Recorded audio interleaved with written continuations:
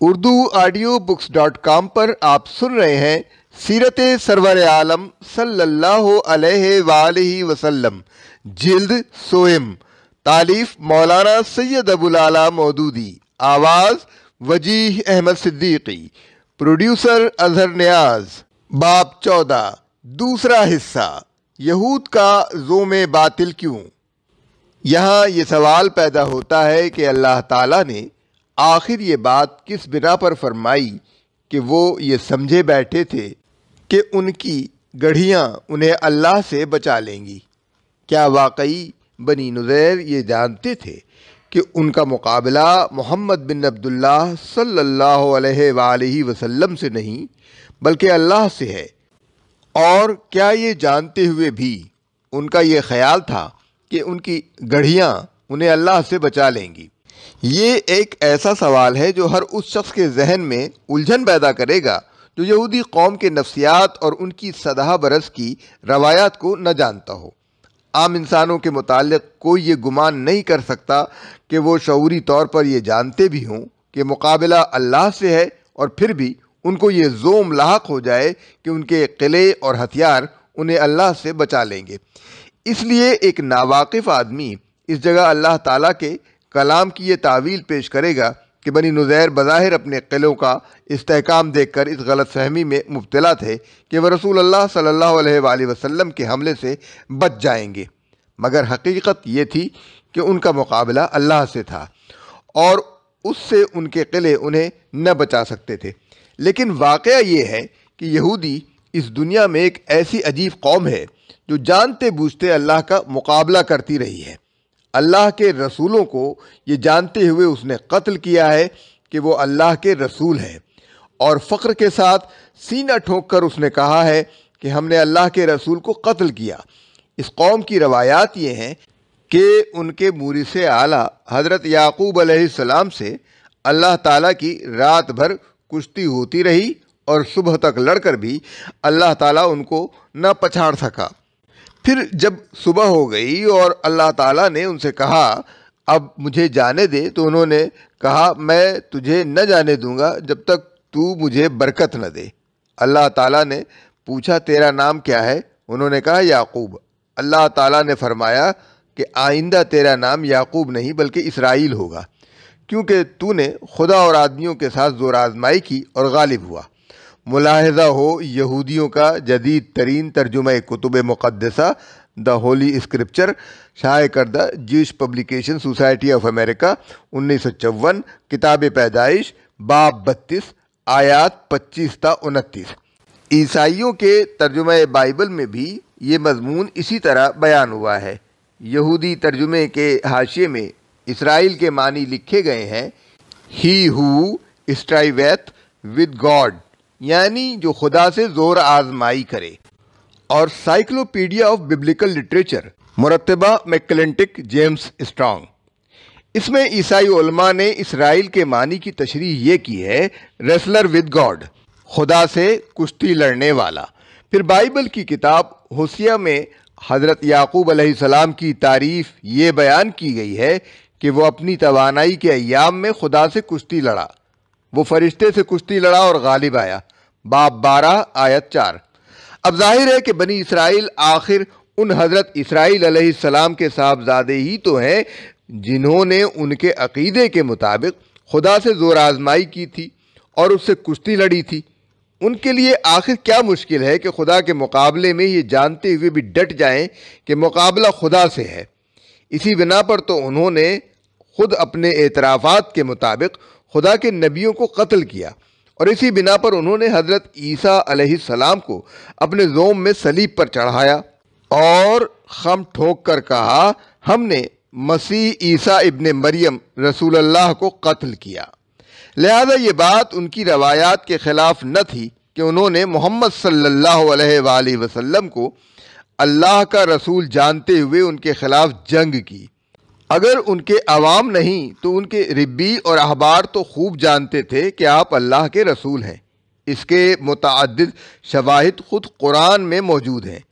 تفصیل کے لیے ملاحظہ ہو تفہیم القرآن، جلد اول، البقرہ، حاشیہ 79 95 النساء حاشیہ 190 191 تفہیم القرآن جلد 4 الصافات حاشیہ 70 تا 73۔ لہذا جب یہود خدا کے مقابلے میں یہ جانتے ہوئے بھی ڈٹ گئے کہ مقابلہ خدا سے ہے اور پھر رسول اللہ صلی اللہ علیہ وآلہ وسلم سے جنگ کی، تو اللہ تعالیٰ نے سورہ حشر کی دوسری آیت میں فرمایا مگر اللہ ایسے رخ سے ان پر آیا جدھر ان کا خیال بھی نہ گیا تھا۔ اب یہاں اللہ کا ان پر آنا اس معنی میں نہیں ہے کہ اللہ کسی اور جگہ تھا اور پھر وہاں سے ان پر حملہ آور ہوا، بلکہ یہ مجازی کلام ہے۔ اصل مدعا یہ تصور دلانا ہے کہ اللہ سے مقابلہ کرتے ہوئے وہ اس خیال میں تھے کہ اللہ تعالیٰ ان پر صرف اسی شکل میں بلا لے کر آ سکتا ہے کہ ایک لشکر کو سامنے سے ان پر چڑھا کر لائے، اور وہ یہ سمجھتے تھے کہ اس بلا کو تو ہم اپنی قلعہ بندیوں سے روک لیں گے، لیکن اس نے ایسے راستے سے ان پر حملہ کیا جدھر سے کسی بلا کے آنے کی وہ کوئی توقع نہ رکھتے تھے، اور وہ راستہ یہ تھا کہ اس نے اندر سے ان کی ہمت اور قوت مقابلہ کو کھوکھلا کر دیا، جس کے بعد نہ ان کے ہتھیار کسی کام آ سکتے تھے نہ ان کے مضبوط گڑھ۔ صرف چند روز کے محاصرے کی شدت نے، جس کی مدت بعض روایات میں 6 دن اور بعض میں 15 دن آئی ہے، بنی نذیر کو بدحواس کر دیا۔ صورتحال یہ تھی کہ مسلمانوں نے جب محاصرہ شروع کیا تو بنی نذیر کی بستی کے اطراف میں جو نخلستان واقع تھے ان کے بہت سے درختوں کو انہوں نے کاٹ ڈالا یا جلا دیا تاکہ محاصرہ بآسانی کیا جا سکے، اور جو درخت فوجی نقل و حرکت میں حائل نہ تھے ان کو کھڑا رہنے دیا۔ اس پر مدینے کے منافقین اور بنی قریظہ اور خود بنی نذیر نے شور مچا دیا کہ محمد صلی اللہ علیہ وآلہ وسلم تو فساد فی الارض سے منع کرتے ہیں، مگر یہ دیکھ لو ہرے بھرے پھلدار درخت کاٹے جا رہے ہیں، یا آخر فساد فی الارض نہیں تو کیا ہے؟ اس سے یہ شرعی مسئلہ نکلتا ہے کہ جنگی ضروریات کے لیے جو تخریبی کارروائی ناگزیر ہو وہ فساد فی الارض کی تعریف میں نہیں آتی، بلکہ فساد فی الارض یہ ہے کہ کسی فوج پر جنگ کا بھوت سوار ہو جائے اور وہ دشمن کے ملک میں گھس کر کھیت مویشی باغات عمارات ہر چیز کو خامخواہ تباہ کرتی پھرے۔ اس معاملے میں عام حکم تو وہی ہے جو حضرت ابو بکر صدیق رضی اللہ تعالیٰ عنہ نے فوجوں کو شام کی طرف روانہ کرتے وقت دیا تھا کہ پھلدار درختوں کو نہ کاٹنا، فصلوں کو نہ خراب کرنا اور بستیوں کو ویران نہ کرنا۔ یہ قرآن مجید کی اس تعلیم کے عین مطابق تھا کہ اس نے مفسد انسانوں کی مذمت کرتے ہوئے ان کے اس فعل پر زجر و توبیخ کی ہے کہ جب وہ اقتدار پا لیتے ہیں تو فصلوں اور نسلوں کو تباہ کرتے پھرتے ہیں۔ سورہ بقرہ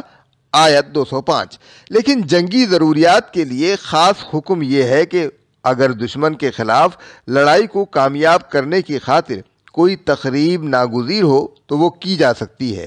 چنانچہ حضرت عبداللہ بن مسعود نے اس آیت کی تشریح کرتے ہوئے یہ وضاحت فرما دی، مسلمانوں نے بنی نذیر کے درختوں میں سے صرف وہ درخت کاٹے تھے جو جنگ کے مقام پر تھے۔ تفسیر نیشاپوری بہاوالہ تفہیم القرآن جلد 5 صفحہ 386 اور 387۔ یہود کے اس اعتراض پر اللہ تعالیٰ نے یہ حکم نازل فرمایا، تم لوگوں نے کھجوروں کے جو درخت کاٹے یا جن کو اپنی جڑوں پر کھڑا رہنے دیا، یہ سب اللہ ہی کے اذن سے تھا، اور اللہ نے یہ اذن اس لیے دیا تاکہ فاسقوں کو ذلیل و خوار کرے۔ سورہ حشر آیت 5۔ اس میں ان کی ذلت و خواری کا پہلو یہ تھا کہ جو باغ انہوں نے اپنے ہاتھوں سے لگائے تھے اور جن باغوں کے وہ مدت ہائے دراز سے مالک چلے آ رہے تھے، ان کے درخت ان کی آنکھوں کے سامنے کاٹے جا رہے تھے اور وہ کاٹنے والوں کو کسی طرح نہ روک سکتے تھے۔ ایک معمولی کسان اور باغبان بھی اپنے کھیت یا باغ میں کسی دوسرے کے تصرف کو برداشت نہیں کر سکتا۔ اگر اس کے سامنے اس کا کھیت یا اس کا باغ کوئی برباد کر رہا ہو تو وہ اس پر کٹ مرے گا، اور اگر وہ اپنی جائیداد میں دوسرے کی دست درازی نہ روک سکے تو یہ اس کی انتہائی ذلت اور کمزوری کی علامت ہوگی۔ لیکن یہاں ایک پورا قبیلہ جو صدیوں سے بڑے دھڑلے کے ساتھ اس جگہ آباد تھا، بے بسی کے ساتھ یہ دیکھ رہا تھا کہ اس کے ہمسائے اس کے باغوں پر چڑھ آئے ہیں اور اس کے درختوں کو برباد کر رہے ہیں، مگر وہ ان کا کچھ نہ بگاڑ سکا۔ اس طرح ان کی تباہی دو طرح سے ہوئی۔ باہر سے مسلمانوں نے محاصرہ کر کے ان کے باغوں کو کاٹا، پھر ان کی قلعہ بندیوں کو توڑنا شروع کیا، اور اندر سے خود انہوں نے پہلے تو مسلمانوں کا راستہ روکنے کے لیے جگہ جگہ پتھروں اور لکڑیوں کی رکاوٹیں کھڑی کی، اور اس غرض کے لیے اپنے گھروں کو توڑ توڑ کر ملبہ جمع کیا۔ پھر جب ان کو یقین ہو گیا کہ انہیں یہاں سے نکلنا ہی پڑے گا، تو انہوں نے اپنے گھروں کو، جنہیں کبھی بڑے شوق سے بنایا اور سجایا تھا، اپنے ہی ہاتھوں برباد کرنا شروع کر دیا تاکہ وہ مسلمانوں کے کام نہ آ سکیں۔ اس پر اللہ تعالیٰ نے سورہ حشر کی دوسری آیت میں فرمایا، وہ خود اپنے ہاتھوں سے بھی اپنے گھروں کو برباد کر رہے تھے اور مومنوں کے ہاتھوں بھی برباد کروا رہے تھے۔ بہرحال قبل اس کے کہ خونریزی کی نوبت آتی، انہوں نے خود ہی تجویز پیش کی کہ آپ ہمارے خون معاف کر دیں، ہم مدینے سے نکل کر ازریات شام چلے جائیں گے، اور اسلحے کے سوا جو کچھ مال ہمارے اونٹ اٹھا سکیں گے وہ تو لے جائیں گے، اور باقی سب کچھ یہیں چھوڑ جائیں گے۔ اس شرط کو حضرت صلی اللہ علیہ وآلہ وسلم نے منظور کر لیا، اور بغیر کسی ادنا ضرر کے بنو نذیر اسلامی علاقے سے گزر کر شام کی طرف چلے گئے۔ طبری جلد 3 صفحہ 38۔ بلکہ چلتے ہوئے وہ اپنے دروازے اور کھڑکیاں اور کھوٹیاں تک اکھاڑ لے گئے، حتیٰ کہ بعض لوگوں نے شہتیر اور لکڑی کی چھتیں تک اپنے اونٹوں پر لاد دیں۔ اس طرح یہودیوں کے اس دوسرے شریر قبیلے سے مدینے کی سرزمین خالی کرا لی گئی۔ ان میں سے صرف 2 آدمی مسلمان ہو کر یہاں ٹھہر گئے۔ اس مصالحت کے متعلق بلادری لکھتے ہیں، پھر انہوں نے اس شرط پر آپ صلی اللہ علیہ وآلہ وسلم سے صلح کر لی کہ وہ آپ صلی اللہ علیہ وسلم کے شہر سے نکل جائیں، اور سوائے اسلحے اور زرہوں کے باقی جو مال ان کے اونٹ اٹھا سکیں وہ ان کا ہے۔ فتح البلدان صفحہ 24۔ حافظ ابن حجر نے لکھا ہے، پھر انہوں نے درخواست کی کہ ہمیں اپنے علاقے سے نکل جانے دیا جائے، اور جو کچھ ہمارے اونٹ اٹھا سکیں وہ مال ہمارا ہو۔ چنانچہ اسی پر ان سے صلح ہو گئی۔ فتح الباری جلد 7 صفحہ 232۔ قرآن حکیم نے بنی نذیر کے اخراج پر ایک جامع تبصرے کے بعد سورہ حشر میں فرمایا، پس عبرت حاصل کرو اے دیدہ بینا رکھنے والو، فَاعْتَبِرُوا یا اولی الابصار، آیت 2۔ اس واقعے میں عبرت کے کئی پہلو ہیں جن کی طرف اس مختصر سے بلیغ فقرے میں اشارہ کیا گیا ہے۔ یہ یہودی آخر پچھلے انبیاء کی امت ہی تو تھے، خدا کو مانتے تھے، کتاب کو مانتے تھے، پچھلے انبیاء کو مانتے تھے، آخرت کو مانتے تھے۔ اس لحاظ سے دراصل وہ سابق مسلمان تھے، لیکن جب انہوں نے دین اور اخلاق کو پس پشت ڈال کر محض اپنی خواہشات نفس اور دنیاوی اغراض و مفاد کی خاطر کھلی کھلی حق دشمنی اختیار کی، اور خود اپنے عہد و پیمان کا بھی کوئی پاس نہ کیا، تو اللہ تعالیٰ کی نگاہ التفات ان سے پھر گئی، ورنہ ظاہر ہے کہ اللہ کو ان سے کوئی ذاتی عداوت نہ تھی۔ اس لیے سب سے پہلے تو خود مسلمانوں کو ان کے انجام سے عبرت دلائی گئی ہے کہ کہیں وہ بھی اپنے آپ کو یہودیوں کی طرح خدا کی چہیتی اولاد نہ سمجھ بیٹھیں، اور اس خیال خام میں مبتلا نہ ہو جائیں کہ خدا کے آخری نبی کی امت میں ہونا ہی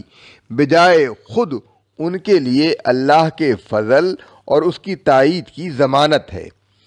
جس کے بعد دین و اخلاق کے کسی تقاضے کی پابندی ان کے لیے ضروری نہیں رہتی۔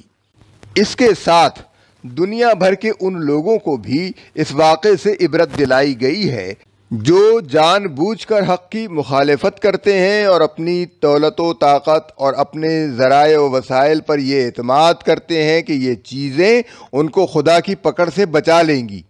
مدینے کے یہودی اس سے ناواقف نہ تھے کہ محمد صلی اللہ علیہ وآلہ وسلم کسی قوم یا قبیلے کی سربلندی کے لیے نہیں اٹھے ہیں، بلکہ ایک اصولی دعوت پیش کر رہے ہیں جس کے مخاطب سارے انسان ہیں، اور ہر انسان قطع نظر اس سے کہ وہ کسی نسل یا ملک سے تعلق رکھتا ہو، اس دعوت کو قبول کر کے ان کی امت میں بلا امتیاز شامل ہو سکتا ہے۔ ان کی آنکھوں کے سامنے حبش کے بلال رضی اللہ تعالیٰ عنہ، روم کے صہیب رضی اللہ تعالیٰ عنہ اور فارس کے سلمان رضی اللہ تعالیٰ عنہ کو امت مسلمہ میں وہی حیثیت حاصل تھی جو خود رسول اللہ صلی اللہ علیہ وآلہ وسلم کے اپنے اہل خاندان کو حاصل تھی۔ اسی لیے ان کے سامنے یہ کوئی خطرہ نہ تھا کہ قریش اور اوس و خزرج ان پر مسلط ہو جائیں گے۔ وہ اس سے بھی ناواقف نہ تھے کہ آپ جو اصولی دعوت پیش فرما رہے تھے وہ بے نہیں وہی ہے جو خود ان کے اپنے انبیاء پیش کرتے رہے ہیں۔ آپ صلی اللہ علیہ وآلہ وسلم کا یہ دعویٰ نہ تھا کہ میں ایک نیا دین لے کر آیا ہوں جو پہلے کوئی نہ لایا تھا اور تم اپنا دین چھوڑ کر میرا یہ دین مان لو، بلکہ آپ صلی اللہ علیہ وآلہ وسلم کا دعویٰ یہ تھا کہ یہ وہی دین ہے جو ابتدائے آفرینش سے خدا کے تمام انبیاء لاتے رہے ہیں، اور اپنی تورات سے وہ خود اس کی تصدیق کر سکتے تھے کہ فی الواقع یہ وہی دین ہے۔ اس کے اصولوں میں دین انبیاء کے اصولوں سے کوئی فرق نہیں ہے۔ اسی بنا پر قرآن مجید میں ان سے کہا گیا تھا، اور میں نے جو کتاب بھیجی ہے اس پر ایمان لاؤ، یہ اس کتاب کی تائید میں ہے جو تمہارے پاس پہلے سے موجود تھی، لہذا سب سے پہلے تم ہی اس کے منکر نہ بن جاؤ۔ سورہ بقرہ آیت 41۔ پھر ان کی آنکھیں یہ بھی دیکھ رہی تھیں کہ محمد صلی اللہ علیہ وآلہ وسلم کس سیرت و اخلاق کے انسان ہیں، اور آپ کی دعوت قبول کر کے لوگوں کی زندگیوں میں کیسا عظیم انقلاب برپا ہوا ہے۔ انصار تو مدت دراز سے ان کے قریب ترین پڑوسی تھے۔ اسلام لانے سے پہلے ان کی جو حالت تھی اسے بھی یہ لوگ دیکھ چکے تھے، اور اسلام لانے کے بعد ان کی جو حالت ہو گئی وہ بھی ان کے سامنے موجود تھی۔ پس دعوت اور دائی اور دعوت قبول کرنے کے نتائج سب کچھ ان پر آیا تھے، لیکن یہ ساری باتیں دیکھتے اور جانتے ہوئے بھی انہوں نے محض اپنے نسلی تعصبات اور اپنے دنیاوی مفاد کی خاطر اس چیز کے خلاف اپنی ساری طاقت لگا دی جس کے حق ہونے میں کم از کم ان کے لیے شک کی کوئی گنجائش نہ تھی۔ اس دانستہ حق دشمنی کے بعد وہ یہ توقع رکھتے تھے کہ ان کے قلعے انہیں خدا کی پکڑ سے بچا لیں گے، حالانکہ پوری انسانی تاریخ اس بات پر شاہد ہے کہ خدا کی طاقت جس کے مقابلے میں آ جائے وہ پھر کسی ہتھیار سے نہیں بچ سکتا۔ یہاں پلٹ کر ماضی قریب کے حالات و حوادث پر ایک نگاہ ڈالیے۔ غزوہ احد کے معاً بعد کفار قریش کے تعاقب کی مہم، سریہ ابو سلمہ، سانح رجی، سانح بعیر معونہ، اور آخر میں بنی نذیر سے نبرد آزمائی۔ پھر جمادی الاولیٰ 4 ہجری میں بنی غطفان کے 2 قبیلوں بنی ثعلبہ اور بنی محارب نے مدینے پر حملے کی تیاریاں کیں، اور حضور صلی اللہ علیہ وآلہ وسلم کو خود ان کی روک تھام کے لیے جانا پڑا۔ ان آزمائشوں میں تائید ایزدی کے ساتھ یہ محمد صلی اللہ علیہ وآلہ وسلم کا عزم و تدبر اور صحابہ کرام رضوان اللہ اجمعین کا جذبہ فداکاری تھا جس نے تھوڑی مدت کے اندر ہی حالات کا رخ بدل کر رکھ دیا۔ عربوں کے معاشی مقاطعے نے اہل مدینہ کے لیے جینا دشوار کر رکھا تھا۔ گرد و پیش کے تمام مشرق قبائل چیرہ دست ہو رہے تھے۔ خود مدینے کے اندر یہود اور منافقین مارے آستین بنے ہوئے تھے، مگر ان مٹھی بھر مومنین صادقین نے رسول اللہ صلی اللہ علیہ وآلہ وسلم کی قیادت میں پے در پے ایسے اقدامات کیے جن سے عرب میں اسلام کا رعب صرف بحال ہی نہیں ہو گیا بلکہ پہلے سے زیادہ بڑھ گیا۔ اس سلسلے میں یہ وضاحت مناسب ہوگی کہ مخالفین مدینے سے بنی نضیر کے اخراج کے اس واقعے کو یہ معنی پہناتے ہیں کہ حضرت صلی اللہ علیہ وآلہ وسلم نے بنی نضیر کے ساتھ نعوذ باللہ مکر کیا، یعنی جب کمزور تھے تو ان سے معاہدہ کر لیا اور جب طاقتور ہو گئے تو عہد توڑ کر انہیں جلا وطن کر دیا۔ لیکن یہ واقعے کی محض ایک سادہ صورت فرض کر لینے کا نتیجہ ہے، وگرنہ اگر اس کی تمام تفصیلات پر نظر کی جائے تو صورت واقعہ بالکل برعکس نظر آئے گی۔ عہد شکنی کے مجرم رسول اللہ صلی اللہ علیہ وآلہ وسلم نہیں بلکہ خود بنی نضیر نکلیں گے اور ان کے خلاف حضرت صلی اللہ علیہ وآلہ وسلم کی جنگی کارروائی ظلم نہیں بلکہ عین حق ثابت ہوگی۔ ظاہر ہے کہ اعلان جنگ ہونے کے بعد ایسی حالت میں جبکہ بنو نضیر کو آسانی کے ساتھ مغلوب کر کے پورا انتقام لیا جا سکتا تھا، ان کی شرائط مان لینا اور ان کو امن و سلامتی کے ساتھ صرف اپنی جانیں ہی نہیں بلکہ اپنا مال بھی لے کر جانے دینا بجز رحم دلی اور صلح پسندی کے اور کسی چیز کا نتیجہ نہیں ہو سکتا تھا۔ صرف وہی شخص ایسا کر سکتا تھا جس کا مقصد خونریزی و غارت گری نہ ہو بلکہ محض دفع شر ہو، مگر اس احسان کا جو بدلہ حضرت صلی اللہ علیہ وآلہ وسلم کو ملا وہ بہت تلخ تھا۔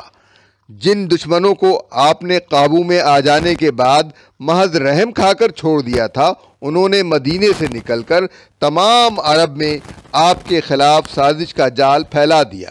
اور 2 ہی سال بعد وہ 14,000 کا لشکر جرار اکٹھا کر کے مدینے پر حملہ آور ہوئے۔ اگر آپ صلی اللہ علیہ وآلہ وسلم اسی وقت ان سانپوں کا سر کچل دیتے تو یہ طوفان ہرگز نہ اٹھتا، لیکن رحمت للعالمین صلی اللہ علیہ وآلہ وسلم کی شان اس سے بالا تر تھی کہ کسی مغلوب دشمن کی التجائے رحم کو رد کر دیتے۔ آپ صلی اللہ علیہ وآلہ وسلم کو ان کے جذبہ عناد کا حال خوب معلوم تھا اور آپ صلی اللہ علیہ وآلہ وسلم یہ بھی جانتے تھے کہ یہ فتنہ پرداز چین سے نہ بیٹھیں گے، مگر اس کے باوجود جب انہوں نے جاں بخشی کی درخواست کی تو آپ صلی اللہ علیہ وآلہ وسلم نے اسے قبول کر لیا۔ اموال فے بنی نضیر کی جلاوطنی کے بعد ان جائیدادوں اور املاک کا مسئلہ پیدا ہوا جو پہلے بنی نضیر کی ملک تھیں اور ان کی جلاوطنی کے بعد اسلامی حکومت کے قبضے میں آئیں۔ ان کے متعلق سورہ حشر میں آیت 6 سے آیت 10 تک اللہ تعالیٰ نے بتایا کہ ان کا انتظام کس طرح کیا جائے، اور جو مال اللہ نے ان کے قبضے سے نکال کر اپنے رسول کی طرف پلٹا دیے وہ ایسے مال نہیں ہیں جن پر تم نے اپنے گھوڑے اور اونٹ دوڑائے ہوں، بلکہ اللہ اپنے رسولوں کو جس پر چاہتا ہے تسلط عطا فرما دیتا ہے اور اللہ ہر چیز پر قادر ہے۔ چونکہ یہ پہلا موقع تھا کہ ایک علاقہ فتح ہو کر اسلامی مقبوضات میں شامل ہوا اور آگے بہت سے علاقے فتح ہونے والے تھے، اس لیے فتوحات کے آغاز ہی میں اراضی مفتوحہ کا قانون بیان فرما دیا گیا۔ اس جگہ قابل غور بات یہ ہے کہ اللہ تعالیٰ نے فرمایا جو کچھ پلٹا دیا ان سے اللہ نے اپنے رسول کی طرف، سورہ حشر آیت 6۔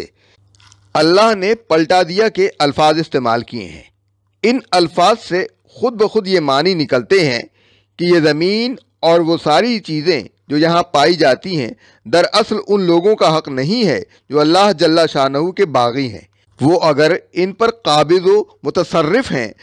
تو یہ حقیقت میں اس طرح کا قبضہ و تصرف ہے جیسے کوئی خائن ملازم اپنے آقا کا مال دبا بیٹھے۔ ان تمام اموال کا اصل حق یہ ہے کہ یہ ان کے حقیقی مالک اللہ رب العالمین کی اطاعت میں اس کی مرضی کے مطابق استعمال کیے جائیں، اور ان کا یہ استعمال صرف مومنین صالحین ہی کر سکتے ہیں۔ اس لیے جو اموال بھی ایک جائز و برحق جنگ کے نتیجے میں کفار کے قبضے سے نکل کر اہل ایمان کے قبضے میں آئیں، ان کی حقیقی حیثیت یہ ہے کہ ان کا مالک انہیں اپنے خائن ملازموں کے قبضے سے نکال کر اپنے فرما بردار ملازموں کی طرف پلٹا لایا ہے۔ اس لیے ان املاک کو اسلامی قانون کی اصلاح میں فے پلٹا کر لائے ہوئے اموال قرار دیا گیا ہے۔ یعنی ان اموال کی نوعیت یہ نہیں ہے کہ جو فوج میدان جنگ میں دشمن سے نبرد آزما ہوئی ہے اس نے لڑ کر ان کو جیتا ہو اور اس بنا پر اس فوج کا یہ حق ہو کہ یہ اموال اس میں تقسیم کر دیے جائیں، بلکہ ان کی اصل نوعیت یہ ہے کہ اللہ تعالیٰ نے اپنے فضل سے اپنے رسولوں کو اور اس نظام کو جس کی نمائندگی یہ رسول کرتے ہیں ان پر غلبہ عطا کر دیا ہے۔ بالفاظ دیگر ان کا مسلمانوں کے قبضے میں آنا براہ راست لڑنے والی فوج کے زور بازو کا نتیجہ نہیں ہے، بلکہ یہ اس مجموعی قوت کا نتیجہ ہے جو اللہ نے اپنے رسول اور اس کی امت اور اس کے قائم کردہ نظام کو عطا فرمائی ہے۔ اس لیے یہ اموال مال غنیمت سے بالکل مختلف حیثیت رکھتے ہیں اور لڑنے والی فوج کا یہ حق نہیں ہے کہ غنیمت کی طرح ان کو بھی اس میں تقسیم کر دیا جائے۔ اس طرح شریعت میں غنیمت اور فے کا حکم الگ الگ کر دیا گیا ہے۔ غنیمت کا حکم سورہ انفال آیت 41 میں ارشاد ہوا ہے اور وہ یہ ہے کہ اس کے 5 حصے کیے جائیں، 4 حصے لڑنے والی فوج میں تقسیم کر دیے جائیں اور 1 حصہ بیت المال میں داخل کر کے ان مصارف میں صرف کیا جائے جو اس آیت میں بیان کیے گئے ہیں۔ اور فے کا حکم یہ ہے کہ اسے فوج میں تقسیم نہ کیا جائے بلکہ وہ پوری کی پوری ان مصارف کے لیے مخصوص کر دی جائے جو آگے کی آیات میں بیان ہو رہے ہیں۔ ان دونوں قسم کے اموال میں فرق تم نے اس پر اپنے گھوڑے اور اونٹ نہیں دوڑائے ہیں کہ الفاظ سے ظاہر کیا گیا ہے۔ گھوڑے اور اونٹ دوڑانے سے مراد ہے جنگی کارروائی، وار لائک آپریشنز۔ لہذا جو مال براہ راست اس کارروائی سے ہاتھ آئے ہوں وہ غنیمت ہیں، اور جن اموال کے حصول کا اصل سبب یہ کارروائی نہ ہو وہ سب فے ہیں۔ یہ مجمل فرق جو غنیمت اور فے کے درمیان اس آیت میں بیان کیا گیا ہے، اس کو اور زیادہ کھول کر فقہائے اسلام نے اس طرح بیان کیا ہے کہ غنیمت صرف وہ اموال منقولہ ہیں جو جنگی کارروائیوں کے دوران میں دشمن کے لشکروں سے حاصل ہوں۔ ان کے ماں سوا دشمن ملک کی زمینیں، مکانات اور دوسرے اموال منقولہ و غیر منقولہ غنیمت کی تعریف سے خارج ہیں۔ تفہیم القرآن جلد 5 صفحہ 390۔ فے کا حکم صاف صاف قرآن مجید میں بیان کر دیا گیا ہے۔ جو کچھ بھی اللہ ان بستیوں کے لوگوں سے اپنے رسول کی طرف پلٹا دے وہ اللہ اور رسول کے رشتہ داروں اور یتامہ اور مساکین اور مسافروں کے لیے ہے، تاکہ وہ تمہارے مالداروں ہی کے درمیان گردش نہ کرتا رہے۔ سورہ حشر آیت 7۔ اس آیت میں یہ بتایا گیا ہے کہ ان اموال کے حقدار کون کون ہیں۔ ان میں سب سے پہلا حصہ اللہ اور رسول کا ہے۔ اس حکم پر رسول اللہ صلی اللہ علیہ وآلہ وسلم نے جس طرح عمل کیا اس کی تفصیل مالک بن اوس بن الحدثان نے حضرت عمر رضی اللہ تعالی عنہ کی روایت سے یہ نقل کی ہے کہ حضور صلی اللہ علیہ وآلہ وسلم اس حصے میں سے اپنا اور اپنے اہل و عیال کا نفقہ لے لیتے تھے اور باقی آمدنی جہاد کے لیے اسلحے اور سواری کے جانور فراہم کرنے پر خرچ فرماتے تھے۔ بخاری، مسلم، مسند احمد، ابو داؤد، ترمذی، نسائی وغیرہ۔ حضور صلی اللہ علیہ وآلہ وسلم کے بعد یہ حصہ مسلمانوں کے بیت المال کی طرف منتقل ہو گیا تاکہ یہ اس مشن کی خدمت پر صرف ہو جو اللہ نے اپنے رسول صلی اللہ علیہ وسلم کے سپرد کیا تھا۔ دوسرا حصہ رشتہ داروں و ذی القربہ کا ہے۔ ان سے مراد رسول اللہ صلی اللہ علیہ وآلہ وسلم کے رشتہ دار ہیں، یعنی بنی ہاشم اور بنی المطلب۔ یہ حصہ اس لیے مقرر کیا گیا تھا کہ رسول اللہ صلی اللہ علیہ وآلہ وسلم اپنی ذات اور اپنے اہل و عیال کے حقوق ادا کرنے کے ساتھ ساتھ اپنے ان رشتہ داروں کے حقوق بھی ادا فرما سکیں جو آپ صلی اللہ علیہ وآلہ وسلم کی مدد کے محتاج ہیں، یا آپ صلی اللہ علیہ وآلہ وسلم جن کی مدد کرنے کی ضرورت محسوس فرمائیں۔ حضور صلی اللہ علیہ وآلہ وسلم کی وفات کے بعد بھی یہ ایک الگ اور مستقل حصے کی حیثیت سے باقی نہیں رہا، بلکہ مسلمانوں کے دوسرے مساکین، یتامہ اور مسافروں کے ساتھ ساتھ بنی ہاشم اور بنی المطلب کے محتاج لوگوں کے حقوق بھی بیت المال کے ذمے عائد ہو گئے۔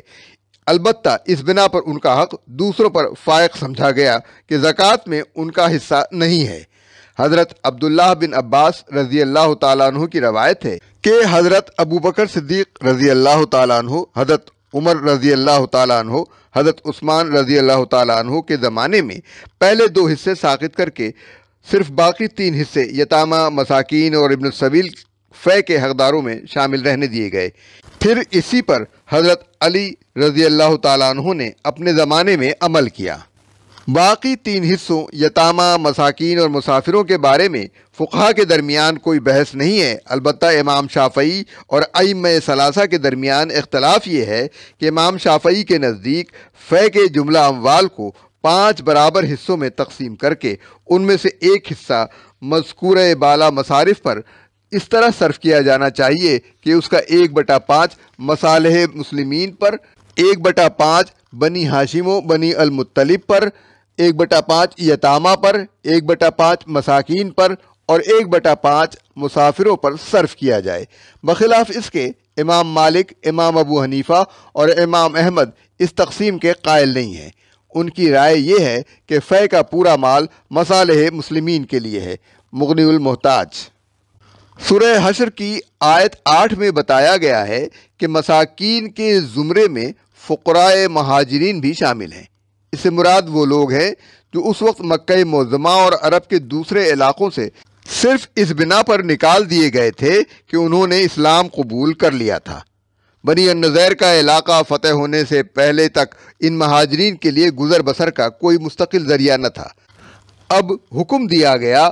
کہ یہ مال جو اس وقت ہاتھ آیا ہے اور آئندہ جو اموال بھی فے کے طور پر ہاتھ آئیں، ان میں عام مساکین، یتامہ اور مسافروں کے ساتھ ساتھ ان لوگوں کا حق بھی ہے۔ ان اموال سے ایسے سب لوگوں کو سہارا دیا جانا چاہیے جو اللہ اور اس کے رسول اور اس کے دین کی خاطر ہجرت پر مجبور ہو کر دارالاسلام میں آئیں۔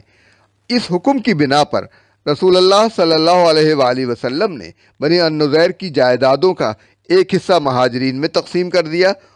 اور وہ نخلستان جو انصار نے اپنے مہاجر بھائیوں کی مدد کے لیے دے رکھے تھے ان کو واپس کر دیے گئے۔